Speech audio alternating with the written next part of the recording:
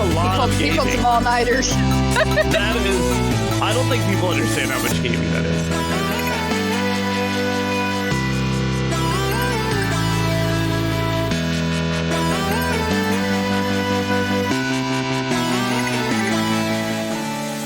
All right, everybody. So welcome back to Parents vs. Gaming. This is episode 62.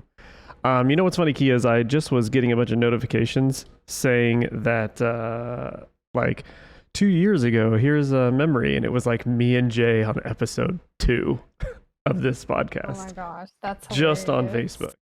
That's funny.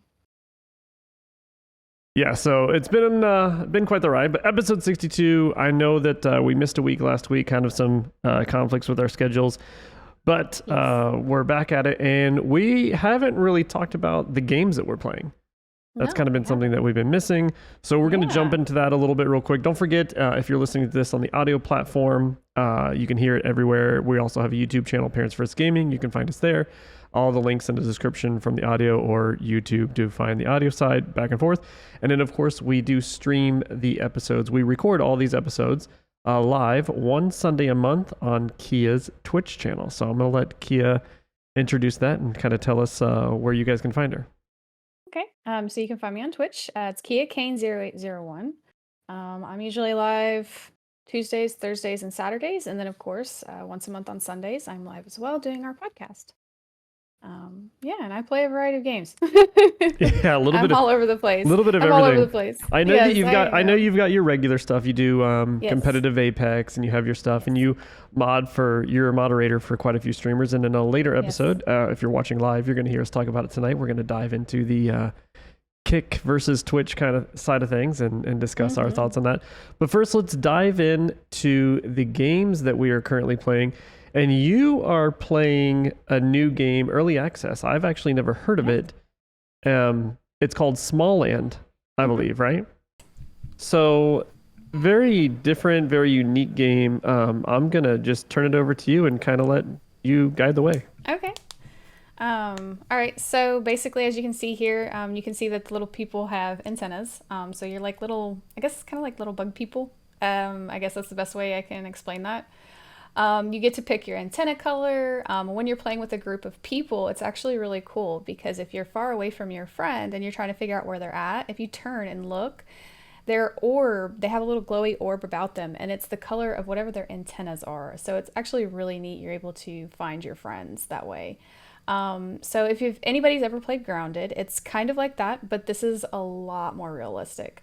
The fine details are beautiful. A lot of the animals here, apparently they must have hit a butterfly. Butterflies are very passive, so they tend to just fly away if you hit one. They don't tend to fight back. But there are aggressive bugs in here. I will say that if you have an issue with bugs, this might not be the game for you. They're very realistic. I'm absolutely terrified of spiders, and that was not fun when I had to go into the spider dens and kill some spiders for some things that we needed. So that was great. And you basically kind of like, it's a survival game, but it has a story to it. And there's quest lines along the way for you to do things to be able to upgrade your armor and do things. And the weather changes here as well. It does not do that in Grounded. The weather does change, and it does punish you if you do not have the proper gear on. So if you are in wintertime, you want to make sure that you're wearing like your proper gear for it. Oh, so it matters like temperature of the weather, everything like that. Yes, because you will freeze to death. And when you die, it will leave a little gravestone. The gravestone's really cute. It looks like it's a little gravestone with an owl on it. Has your name. And see, as you can see, like there's vibes the glows. Of Oregon Trail. I like it. Yeah. And so you can mark your grave on the screen and go back to get your stuff. It won't go away. So it'll be there when you get back. But yes, so the weather does severely affect it. They have storms that will come through, and it will actually pop up on your screen to tell you to take shelter. And if you don't, you could possibly get killed. You more than likely will get killed if you don't take shelter. So yeah, it's actually really cool. It's an absolutely amazing game. It's beautiful, but definitely if you're not big on bugs, I don't recommend it. So you can play with up to 10 friends. Obviously, the more friends you have that join you, the harder the environment and the animals become. Scale it to however many people are there, and that's it. And if people leave, it'll scale it down. So it is nice in that aspect as well. But it's literally like a little survival game. It has a story. It's beautiful. And for being early access, there is so much for you to do. Do they have a release date on this? And I don't honestly know. My friend Mo's the one who got me into it. Gotcha. I did not hear about this game until just a few days ago, when it came out to early access, and I have been enjoying it. Me and her have been playing it just about every time since it's came out. So yeah. So yeah. You did this is early access Steam, right? I want to get that. Yes, this is early access Steam. Yeah, yes, so we'll put a link in the description if you want to check it out. Definitely in small development teams, like I was saying before, definitely the vibes of Grounded. I know you talk about that a little bit, but more realistic. It looks almost like this, like I don't know. It's got this like Fable vibe to it for me as well. Yeah, as I'm watching bit, this, yeah. which is weird because I don't get that from Grounded. Yeah. So I don't know why. But Grounded to me is a lot more cartoonish too. Yeah. Versus this is not. You can also have pets in this game. So the ladybugs, you can tame them. You can also tame the grasshopper that they just killed. You can tame the grasshoppers, and you can tame the ladybugs. And you can also, there's geckos. You can tame the geckos in here as well. So there's a few animals in there as well that you can use as pets. So it's really nice. But yeah, for like early access, there's so much that they have done already and you have access to. I can't wait till the full game's out, honestly, to see where they go with it. As far as being early access and what type of game it is, do you find this accessible to play with your kids, things like that? Like, would this be an easy way to, or is it, do you think it's too crazy, too violent, anything? No, I don't think it's necessarily too violent. I mean, you're killing bugs, yes. Which they're doing back anyways. Yes, this is true. It does have a play. You can turn friendly fire off, which we actually do have it off for us because, like, an incidents like you saw just now, like where the group of them is trying to fight one bug, you're gonna accidentally hit each other because you're all trying to hit this bug, and it's gonna happen. So we do have friendly fire turned off on ours. If Ender and I were playing this, we would have friendly fire on. We would just be killing each other the entire time. Yes. Yeah. And even when friendly fire is off, you can still technically hit each other and it will still make noises and the blood will splatter and you will see it everywhere. But it doesn't actually do anything to you. Like, it doesn't hurt you or anything like that. But yeah, there is so much to do here and it's so much fun. I definitely would recommend it. It's especially if you like survival and you like story. It's kind of like a little combination of both. Because, like I said, there is a story to this. Does it have an end to it yet? I'm not sure. We have been doing so many little side things. We have just building. We're building, and we're doing a lot of the side quests, getting the different types of armor because there's multiple types of armor that you can get. Me and my friend Mo, actually both of us, just got a full set of the armor that has wings. So yes, you can't fly, but you can glide, which is huge. Because if you just saw how tall that tree is, it's not fun falling down that.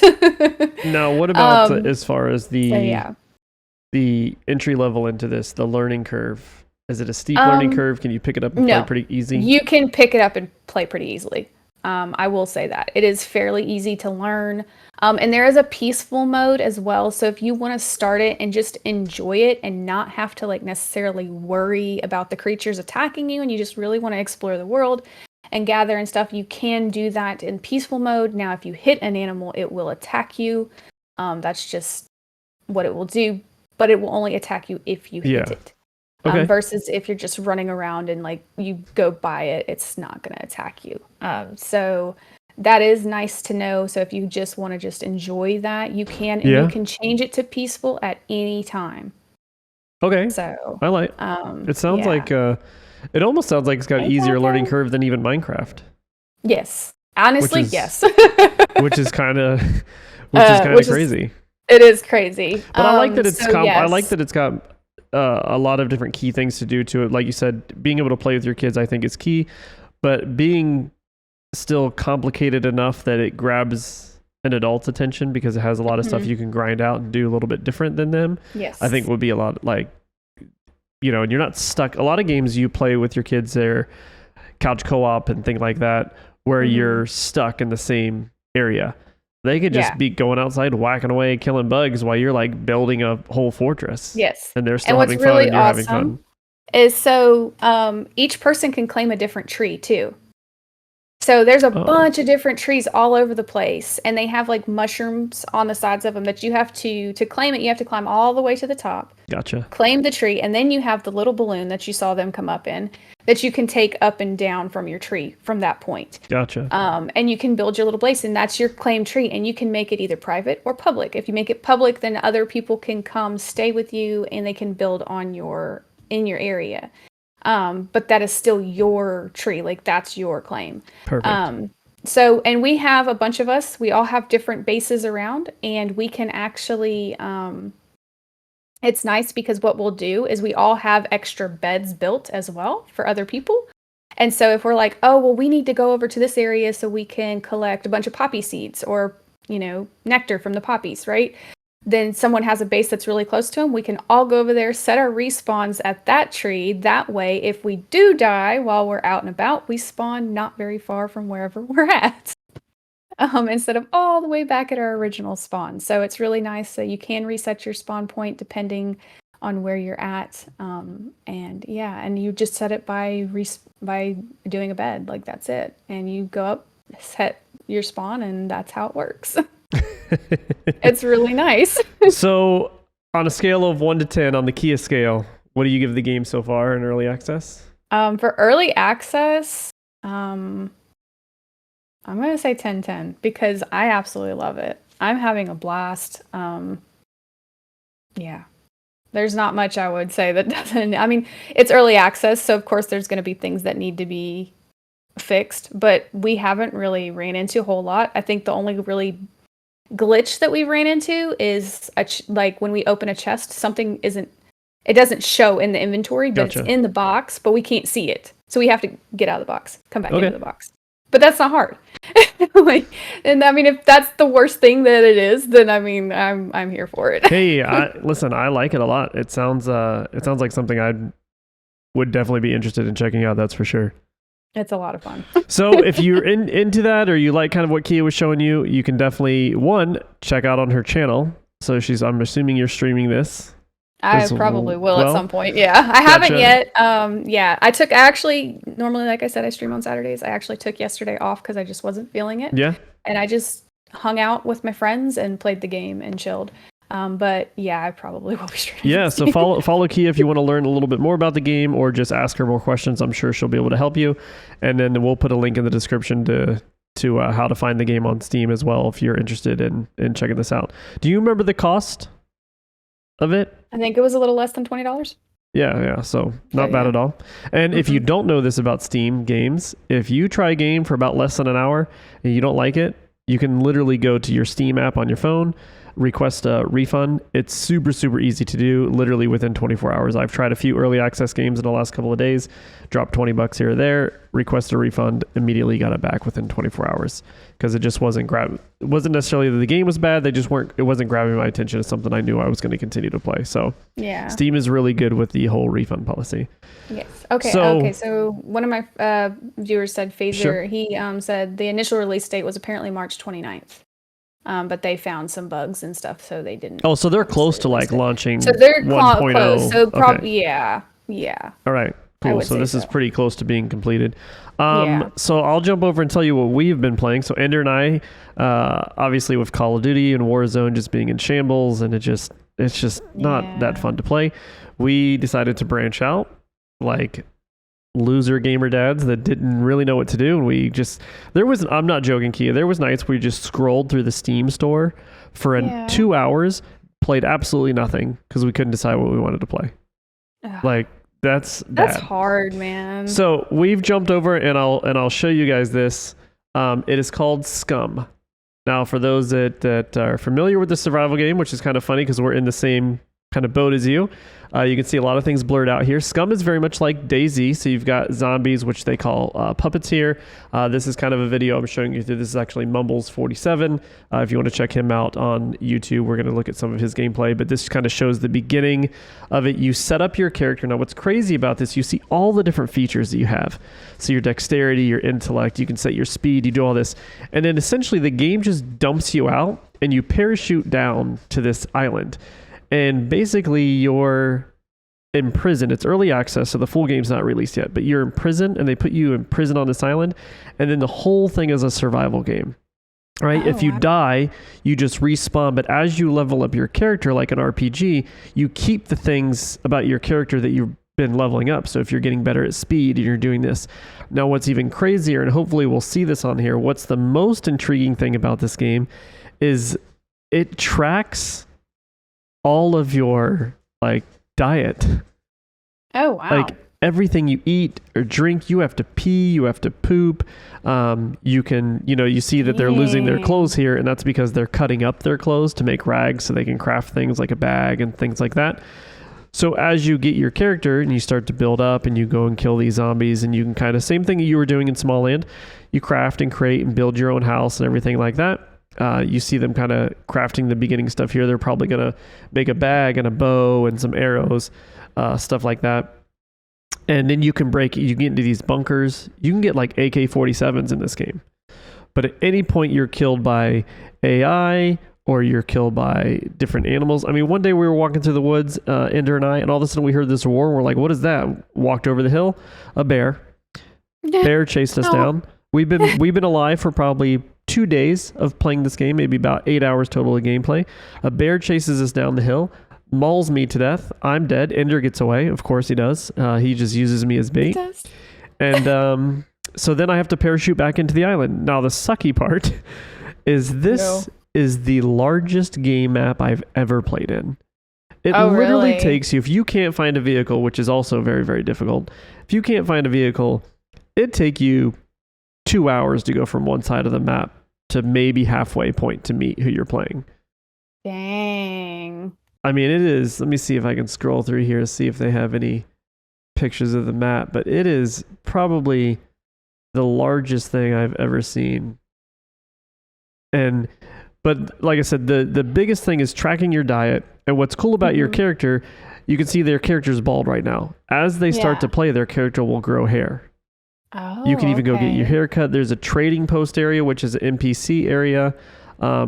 They have different things that they get into, like, see, he's taken off here. You can go into this house right here and claim this house, and then you can fortify it.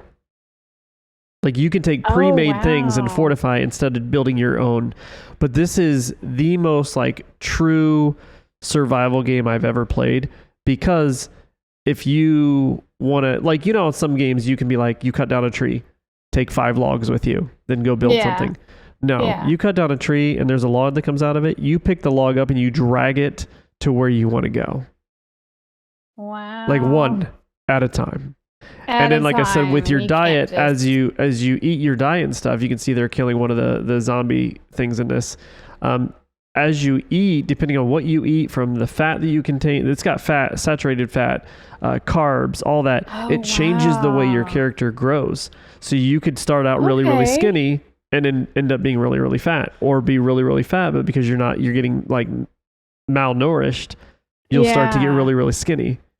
And of course, those different things that affect your health affect your stamina. Can you run really fast? No, well, not if you've gained a ton of weight and you're not eating properly.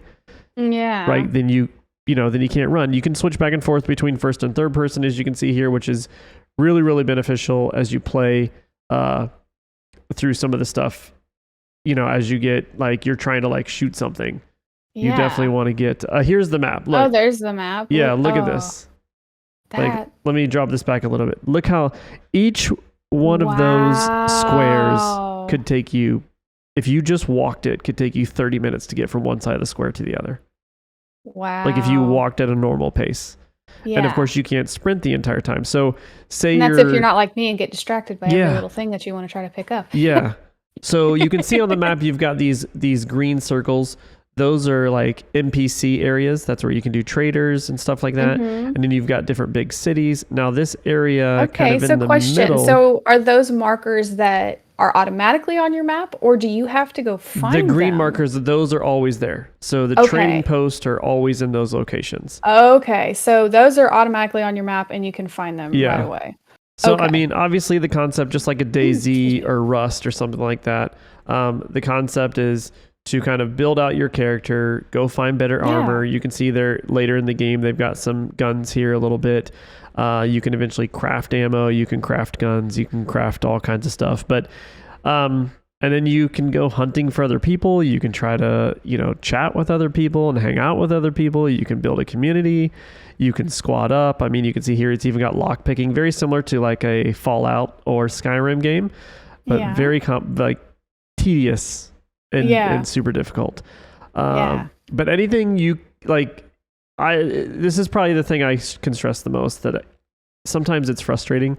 It is the most true to life survival game I think I've ever played, to where it's almost like the Tarkov version. Like DayZ can be he's very literally trying to see if there was anything waiting for him. Yeah, exactly. And you can't take off really running too fast if you have a bunch of equipment. But again, like all your stuff wears out. Your shoes will get worn out and things like that. So now you got to find different shoes. You got to build a sewing kit and you got to craft. Like it's definitely worth checking out. I believe it's about $25 on Steam. Again, just like Smalland, we'll put a link in the description. This is called Scum. Right now, the 0.8 is the level that they're on. They say maybe within the next year, probably a full release 1.0. And that's when they'll put in the story mode. And the story mode is you're a prisoner trying to escape the island. Oh, okay. So that's cool. kind of the concept of it. You eventually, I don't know. I mean, I assume it's not as simple as just run to the exit. You probably have to level up your character a certain amount, or maybe you have to get X amount of kills, or but as far as if you're into survival games, survival horror, survival crafting, everybody has been on this, the day before game that everyone thinks is a scam. This is everything I would have wanted the day before to be. To me, it's, other than the fact it doesn't have, a New York City landscape like the day before did. This is more in the woods, but it's got some cool cities in it, but nothing, no big skyscrapers with, digital boards all over the place and an old abandoned shopping mall, nothing like that. But for what it is, can definitely sink some hours without realizing you're doing it. So maybe if you're looking for something that's a little more realistic, you have to really want the realism side of it. You really want that. But if you're wanting something more I feel like more on the funner side or not as realistic, is maybe more go for Smalland. Because with Smalland, you also still have to, so the weather doesn't just damage like you or anything, like it will actually damage your buildings. And if you leave something outside that doesn't need to be outside and not covered, like if you leave a fire pit or your bed or anything like that needs to be covered, a chest, anything like that, if you leave it out in the weather, it will destroy it. It deteriorates. And that's on Smalland, right? It will deteriorate, and you have to fix it before it destroys it. If you don't, then it just destroys the whole thing. That's crazy. So it is like the weather is very much like it takes a big part of it. That's why I said it's very enjoyable. I love it. But yeah, so you have to repair all your stuff too. Like what's funny is everything. we both left competitive shooters that's all we were playing, and both of us are playing two different types of survival crafting games. Yeah. I mean, I've always been more of the person that floats around with games anyway. But it is funny that we both drifted to the same genre of games. Yeah. Mine's more survival horror and yours is in the backyard, but the concepts of the games are the same. The meat of the game is you're doing the same thing. So that's an update on what James and Kia are playing, and I have a feeling Ender and I are probably going to jump into Sons of the Forest, which is a very similar game. If you don't know what that is, seeing so many people so play I think that. that's what we're gonna jump into that, which is another survival horror game, a little easier on the crafting side, according to Ender. So we'll see, but I think for the foreseeable future, until something like Call of Duty gets fixed, I can't see us changing. Good luck on that. Too I don't know much if they're gonna ever fix that. Yeah. So, all right, guys. Well, that was the end of episode 62. We appreciate you guys stopping by. Don't forget to like, subscribe, share. Please do all that. We are live. We do record these live on Kia's Twitch channel, so you can find her at KiaKane0801/Twitch TV, right? Is that what it is? Or yes. Twitch.tv/KiaKane? Twitch.tv/KiaKane. God, yeah, I'm all over the place. And then, of course, any audio platform, if you do happen to come across this on YouTube, any audio platform. With that being said, we're going to stop this one, record another one, but we'll see you guys next week. Thank you guys so much. Have a good one.